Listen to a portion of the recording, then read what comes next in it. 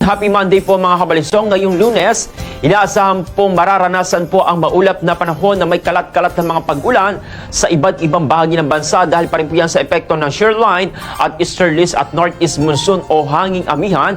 Ayon po yan sa ulat ng Pag-asa. Ang mga regiyon po sa bahagi po ng Bicol Region, Mimaropa, Eastern Visayas at Quezon ay makakaranas po yan ng maulap na kalangitan na may mga katamtaman hanggang sa mga malalakas na mga pag-ulan.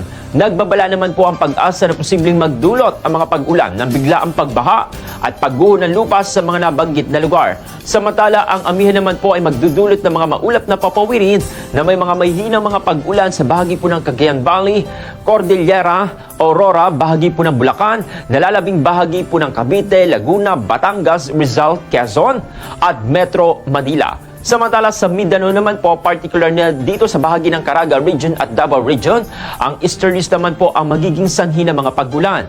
Sa kabila po ng mga patuloy na mga pag-ulan, tinitiyak po ng Pag-asa na walang low pressure area o LPA sa loob o labas ng Philippine Area of Responsibility o PAR at mababa naman po ang tsansa na magkaroon ng bagyo sa linggong ito. Pinapayuhan po ang lahat na manatiling alerto, lalo na po sa mga lugar na mataas ang posibilidad ng pagbaha at landslide. Patuloy naman po na makinig sa mga ulat panahon upang makaiwas sa anumang sakuna. Good morning.